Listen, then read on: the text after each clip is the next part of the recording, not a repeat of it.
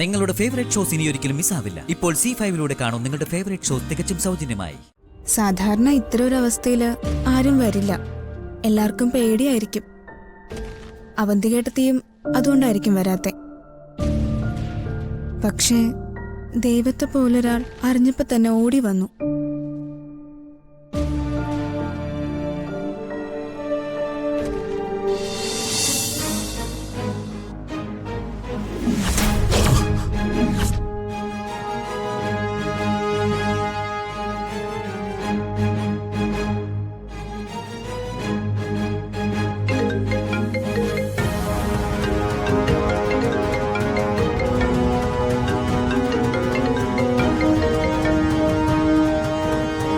നിനക്കിപ്പോ മനസ്സിലായോ? എന്റെ കയ്യിൽ നിന്ന് രക്ഷപ്പെടാൻ നിനക്ക് ഈ ജന്മം പറ്റില്ലാന്ന്. ഇത് ചതിയാണ്. നീ എന്നെ ബ്ലാക്ക്മെയിൽ ചെയ്യുവാണോ? ഇത് പുറം ലോകം അറിയാതിരിക്കണമെങ്കിൽ ഞാൻ പറയുന്ന നീ അനുസരിക്കണം. സ്നേഹയെ ഹോസ്പിറ്റലിൽ കൊണ്ടുപോകാൻ വേണ്ടി നെല്ലിശ്ശേരിയിലെ ഒരാളെ പോലും വിളിക്കാൻ പാടില്ല. മനസ്സിലായോ? അങ്ങനെ ആരെങ്കിലും നീ വിളിച്ചോന്ന് ഞാൻ അറിഞ്ഞ ആ നിമിഷം പിന്നെ എന്താ സംഭവിക്കാന്ന് ഞാൻ പറയണ്ടല്ലോ. അവന്തിക പ്ലീസ്. വെച്ചിട്ട് പോടാ.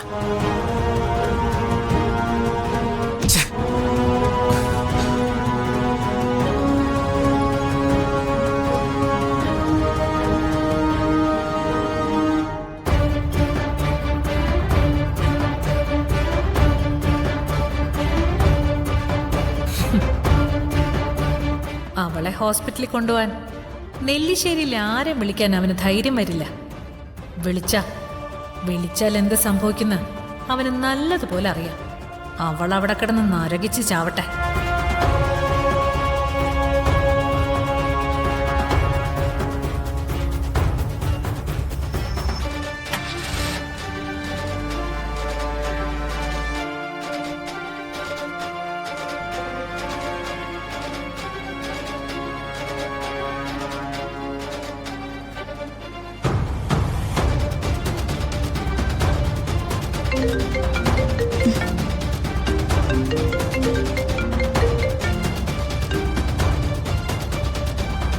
ഹലോ സ്നേഹ, ഞാൻ അവന്തിക വിളിച്ചു.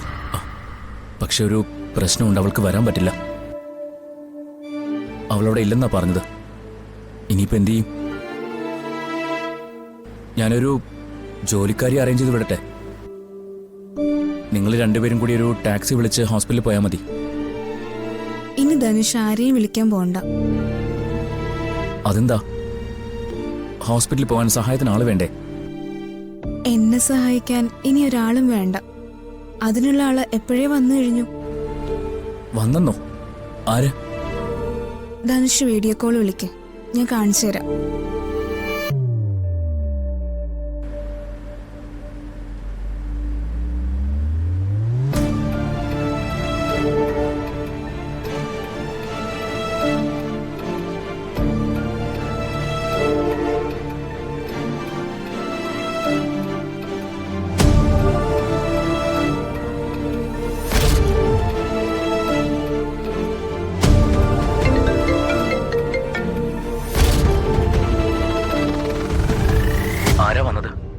സാധാരണ ഇത്തരൊരു അവസ്ഥയില് ആരും വരില്ല, എല്ലാവർക്കും പേടിയായിരിക്കും. അവന്തികേട്ടത്തിയും അതുകൊണ്ടായിരിക്കും വരാത്തെ. പക്ഷേ ദൈവത്തെ പോലൊരാൾ അറിഞ്ഞപ്പോ തന്നെ ഓടി വന്നു.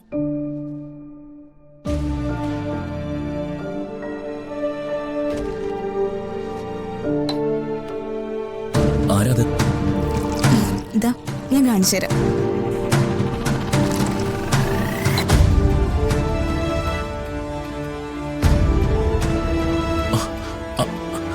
അർച്ചനയോ?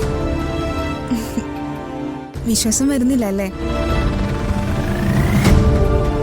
അവന്തികേട്ടത്തിയോട് പറഞ്ഞ കാര്യങ്ങളൊക്കെ അർച്ചനടുത്ത് കേട്ടു. അപ്പൊ തന്നെ പാവം ഓടി പിടിച്ച് ഇങ്ങോട്ട് വന്നു. ഇപ്പൊ എന്നെ നോക്കാനുള്ള ഫുൾ ചുമതല ഏറ്റെടുത്തിരിക്കുക. സ്നേഹേ, വെള്ളം നന്നായിട്ട് കുടിക്കണം. നീ ആരെയാ ഫോണിൽ വിളിക്കുന്നത്? ഏട്ടത്തി, ഇത് ധനുഷ.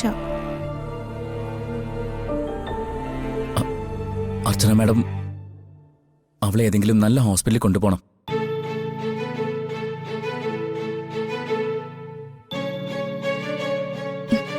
ദാ, അതൊന്നും ഓർത്ത് ധനുഷ് വിഷമിക്കണ്ട. എന്തോ ബിസിനസ് ആവശ്യത്തിന് പോയിന്നല്ലേ പറഞ്ഞത്. ധനുഷ് അതിന്റെ കാര്യങ്ങളൊക്കെ നോക്ക്. സ്നേഹയുടെ കാര്യം നോക്കാൻ ഇവിടെ ഞങ്ങളൊക്കെ ഉണ്ട്. ആ ശരി, ഞാൻ പിന്നെ വിളിക്കാം. ഓക്കെ.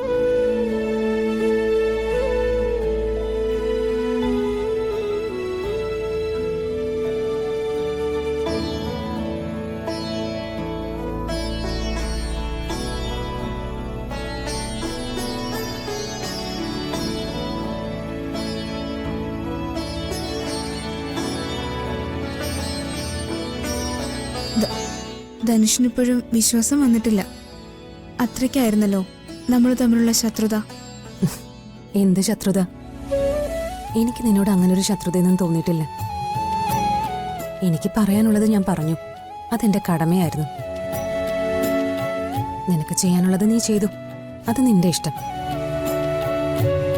അതിന് വൈരാഗ്യം വെക്കേണ്ട ഒരു കാര്യമില്ല. നിനക്ക് ഇതുപോലൊരു അസുഖം വന്നിവിടെ ഇങ്ങനെ ഒറ്റയ്ക്ക് കിടക്കുമ്പോ ഞാൻ പിന്നെ എന്ത് ചെയ്യണം? നിന്നെ നോക്കേണ്ടത് എന്റെ ഉത്തരവാദിത്വമല്ലേ? എന്നാലും ചിക്കൻ ബോക്സ് എന്നൊക്കെ പറയുമ്പോ എടുത്തേക്ക് പേടിയില്ലേ? എന്ത് പേടിക്കാൻ? നമുക്ക് വരാനുള്ള അസുഖം എപ്പോഴായാലും വരും. കുറച്ചു കഴിയുമ്പോൾ ഡോക്ടർ വരും, കഴിക്കാനുള്ള മരുന്ന് തരും. അത് കൃത്യമായിട്ട് കഴിക്കണം. അല്ലാതെ ഇതിനൊന്നും ഹോസ്പിറ്റലിൽ പോയി കിടക്കേണ്ട ഒരാവശ്യമില്ല. പിന്നെ ഇവിടെ ചെയ്യേണ്ട ചില കാര്യങ്ങളുണ്ട്. ആ ചികിത്സയൊക്കെ ഞാൻ ചെയ്തോളാം. അതിന് അർച്ചനടുത്തേക്ക് ചിക്കൻ ബോക്സ് ഉള്ളവരെ ചികിത്സിക്കാൻ അറിയോ? ഇതൊക്കെ നമ്മുടെ കുട്ടിക്കാലം തൊട്ടേ കാണുന്നതല്ലേ. കൃത്യമായിട്ട് മരുന്ന് കഴിക്കണം. പിന്നെ ഈ ബെഡ് നിറയെ വേപ്പില പറിച്ചു നിരത്തി അതിൽ വേണം കിടക്കാൻ. അതുപോലെ തന്നെ വേപ്പിലയിട്ട് തിളപ്പിച്ച വെള്ളം വേണം കുടിക്കാൻ. പിന്നെ നിന്റെ ഈ മുഖത്തെ പാടുകളിലൊക്കെ രക്തചന്ദനം അരച്ചു തേക്കണം. ഒരാഴ്ചത്തേക്ക് ഉപ്പില്ലാത്ത കഞ്ഞി മാത്രമേ കുടിക്കാൻ പറ്റൂ. ഉപ്പില്ലാത്ത കഞ്ഞിയോ? അയ്യോ, അതെങ്ങനെ കുടിക്കും? കുടിക്കണം. ഉപ്പ് ചേർത്ത ഒരാഹാരവും നിനക്ക് കഴിക്കാൻ പറ്റില്ല. ഇന്ന് മുതൽ നിന്റെ അസുഖം മാറുന്നവരെ ഞാൻ പറയുന്നതൊക്കെ അതുപോലെ തന്നെ ചെയ്താൽ മതി. ഏട്ടത്തി എന്ത് പറഞ്ഞാലും ഞാൻ ചെയ്യാം. ഇത്രയൊക്കെ ദ്രോഹം ഞാൻ അർച്ചനേട്ടത്തിയോട് കാണിച്ചിട്ടും എനിക്കൊരാവശ്യം വന്നപ്പോ ഏട്ടത്തി വന്നല്ലോ. ഇല്ലെങ്കിൽ ഞാൻ ഇവിടെ കിടന്ന് ചത്തുപോയേനെ. ദേ, നീ ആവശ്യമില്ലാത്തൊന്നും ആലോചിച്ച് തല പുണ്ണാക്കണ്ട. ഞാൻ പോയി നിനക്ക് കുടിക്കാനുള്ള കഞ്ഞി എടുത്തോണ്ട് വരാം. ഉപ്പില്ലാത്ത കഞ്ഞി.